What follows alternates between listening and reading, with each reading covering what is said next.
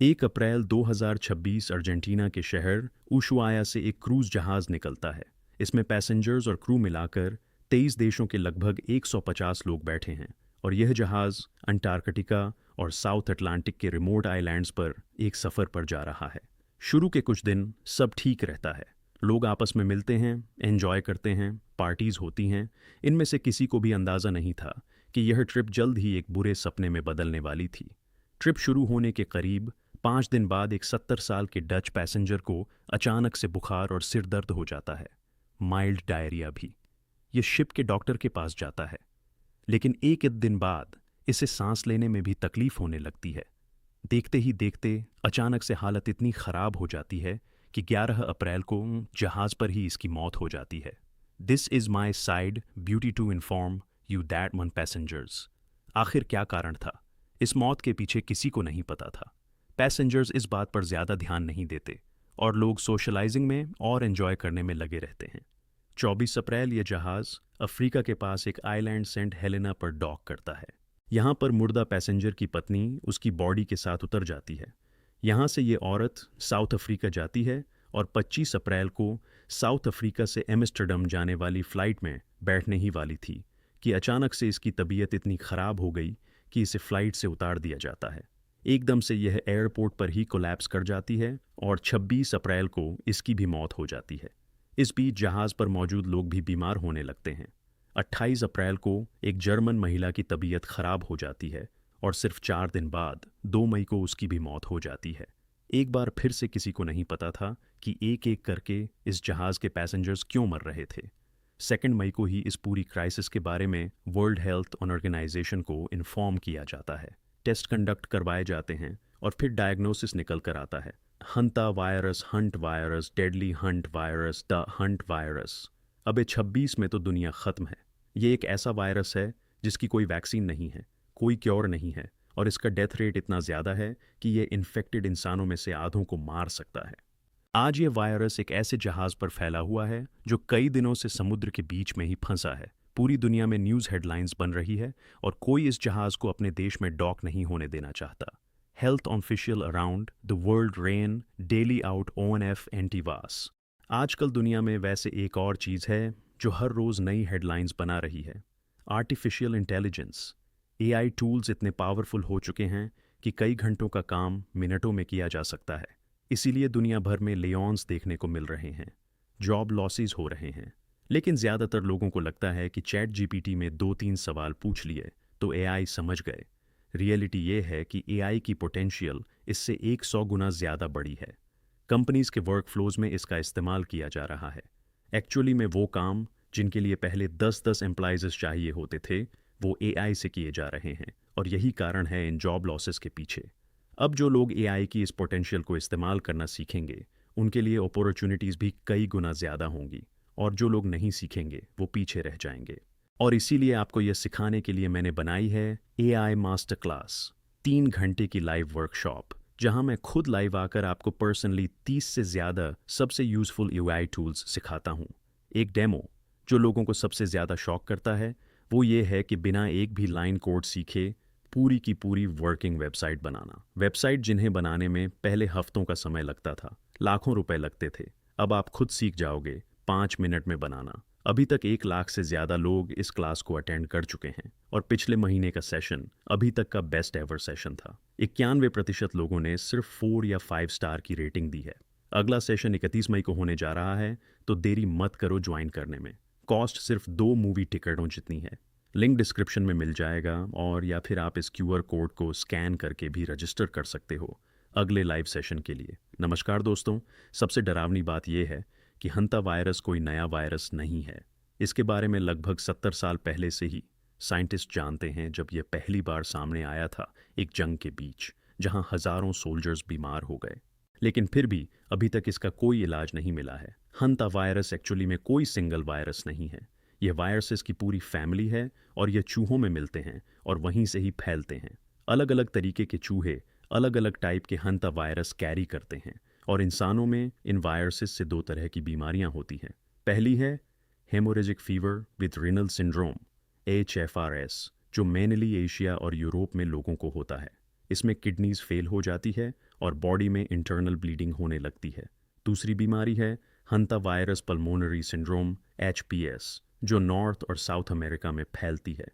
इसमें लंग्स के अंदर, फेफड़ों के अंदर फ्लूइड भर जाता है और लोगों को सांस लेने में दिक्कत होती है और इवेंचुअली इंसान की सफोकेशन से मौत हो जाती है। इसका मोर्टेलिटी रेट 50% तक बताया जाता है। और सबसे डिस्टर्बिंग चीज़ ये है कि इतना डेडली वायरस होने के बावजूद भी आज तक कोई भी FDA या WHO अप्रूव्ड वैक्सीन नहीं बनी है। वैक्सीन तो छोड़िए, कोई प्रूवन एंटीवायरल ट्रीटमेंट भी नहीं है। अगर आप इन्फेक्ट हो जाते हैं तो डॉक्टर्स बस आपको सपोर्टिव केयर दे सकते हैं। इससे आपको थोड़ा रिलीफ मिल सकता है, लेकिन इस वायरस से लड़ना तो आपके इम्यून सिस्टम को ही पड़ेगा। इस वायरस के बारे में मॉडर्न हिस्ट्री में सबसे पहली बार पता चला था 1950 की कोरियन वॉर के दौरान। इस वॉर में अमेरिकन सोल्जर्स साउथ कोरिया में लड़ रहे थे और अचानक 3000 से ज़्यादा सोल्जर्स एक अजीब बीमारी का शिकार हो गए। पहले इनको तेज़ बुखार आया, सिर दर्द और उल्टी हुई, और फिर किडनीज ने काम करना बंद कर दिया। इसमें से लगभग 15% सोल्जर्स मारे गए। डॉक्टर्स ने इसे कोरियन हेमोरेगिक फीवर का नाम दिया, लेकिन उनको यह समझ नहीं आ रहा था कि क्या यह कोई बीमारी है या कोई केमिकल वेपन। इस मिस्ट्री को सॉल्व करने में लगभग 30 साल लग गए। 1980 के आसपास एक साउथ कोरियन वायरोलॉजिस्ट डॉक्टर हो वांगली इन्होंने आइडेंटिफाई किया कि ये बीमारी चूहों से मिलने वाले एक वायरस की वजह से होती है, और उन्होंने इस वायरस का नाम साउथ और नॉर्थ कोरिया में बहने वाली एक नदी हंतान रिवर के नाम पर रख दिया। लेकिन हंता वायरस की सबसे ड्रामेटिक स्टोरी आई साल 1993 में। मई 1993 में अमेरिका की एक अमेरिकन इंडियन ड्राइव नावाहो के 10 लोगों की कुछ हफ्ते के अंदर अंदर मौत हो गई। The mysterious epidemic in the south western United states has US medical investigated the disease killed 10 people it strike suddenly and in day. हैरानी की बात यह थी कि ये सभी लोग काफ़ी यंग और हेल्दी थे, लेकिन अचानक से बीमार पड़ गए और इन सब के सिम्टम्स एक जैसे थे। पहले फ्लू जैसा बुखार, फिर अचानक से लंग्स के अंदर फ्लूइड भर जाना, और फिर मौत। शुरुआत में इनका मोर्टेलिटी रेट 75% था, यानी हर 4 में से 3 इन्फेक्टेड इंसानों की मौत हुई। बहुत कोशिशों के बाद भी साइंटिस्ट इस बीमारी को क्रैक नहीं कर पा रहे थे, और फिर ट्राइबल एल्डर्स ने साइंटिस्ट को बताया कि वह इस बीमारी के बारे में पहले से ही जानते थे।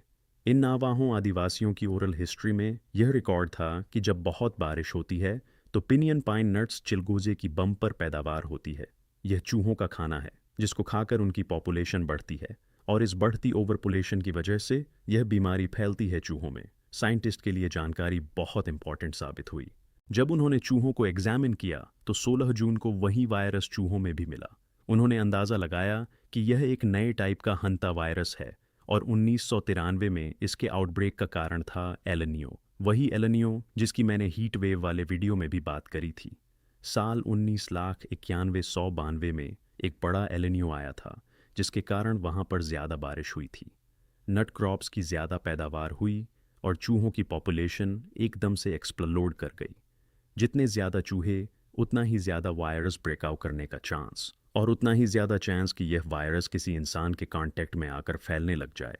एक लंबे समय तक साइंटिस्ट का मानना था कि इंडिया में हंता वायरस डिजीज़ नहीं है, लेकिन 2005 से 2008 के बीच एक मल्टी इंस्टीट्यूशनल स्टडी ने तमिलनाडु के बिलोर डिस्ट्रिक्ट में 28 कंफर्म्ड केसेस खोजे। ये केसेस मिले क्रॉनिक किडनी डिजीज़ के पेशेंट्स में, गोदामों में काम करने वाले वर्कर्स में, और इरूला ट्राइब के उन मेंबर्स में जो चूहे पकड़ने का काम करते हैं। जब रिसर्चर्स ने अलग अलग रिस्क ग्रुप्स के 661 लोगों में हंता वायरस स्पेसिफिक एंटीबॉडीज़ चेक करी तो लगभग 4% जनरल पॉपुलेशन में भी एंटीबॉडीज़ मिली। यानी यह सबूत था कि इंडिया में भी कुछ लोग पहले से ही इन्फेक्ट हुए थे, और यह रेट उन लोगों में और भी ज़्यादा था जो चूहों के आसपास रहते थे या काम करते थे। लेकिन इंटरेस्टिंग बात यह थी कि इस पॉइंट ऑफ टाइम तक अभी भी साइंटिस्ट का मानना था कि हंता वायरस डायरेक्टली चूहों से इंसानों में फैलता है, ये एक इंसान से दूसरे इंसान में नहीं फैल सकता। लेकिन सन 1996 में सदर्न अर्जेंटीना में एक आउटब्रेक ने इस एजम्पशन को तोड़ दिया।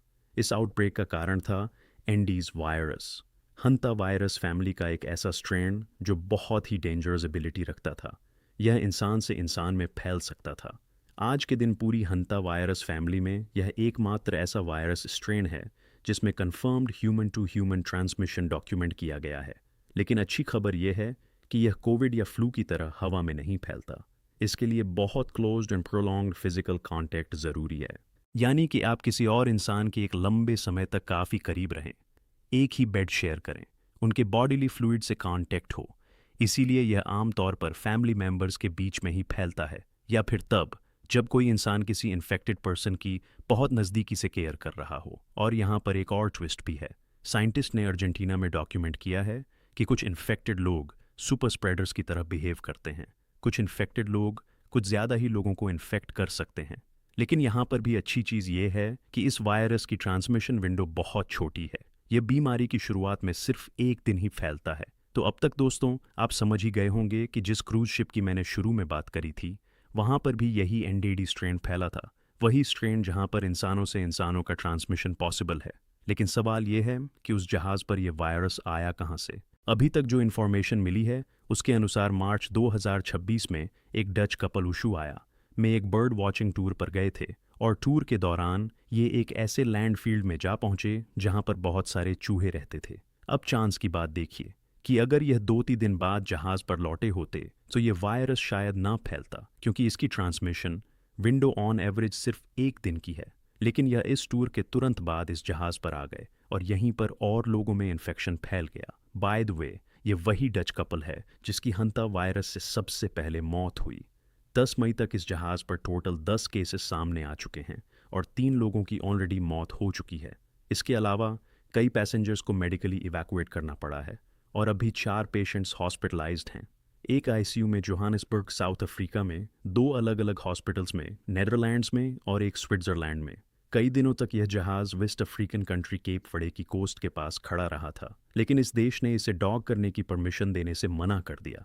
फिर स्पेन ने उसे अपने अंडर आने वाले ऑटोनोमस कैनरी आइलैंड्स पर डॉक करने की परमिशन दी और 10 मई को यह जहाज़ फाइनली जाकर टेनरिफ आइलैंड पर डॉक करता है।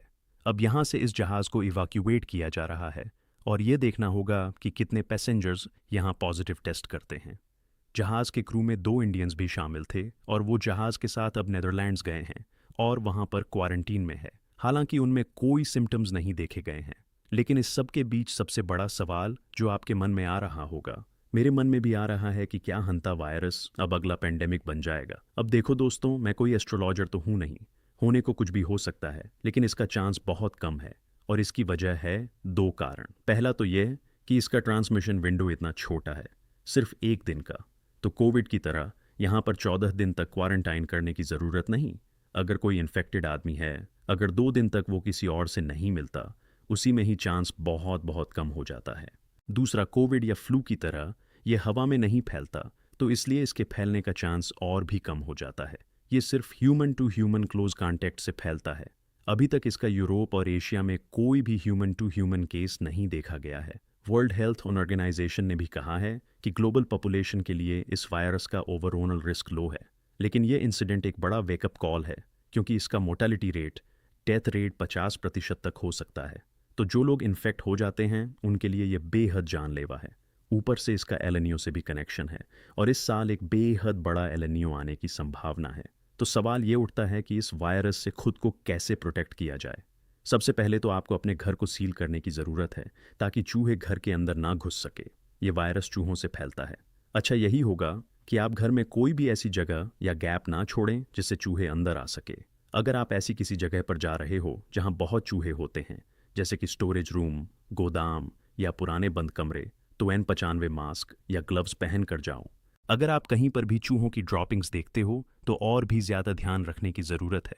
लेकिन सबसे बेसिक पॉइंट यहाँ पर है हाइजीन। अपने आसपास खाने को खुला मत छोड़ो, कूड़े को प्रॉपरली डिस्पोज करो और जितनी भी चीज़ें चूहों को अट्रैक्ट करती हैं उनको हटा दो। हंता वायरस एक साइलेंट थ्रेट है। ये न्यूज़ हेडलाइंस में तभी आता है जब अचानक से कई लोगों की मौत हो जाती है।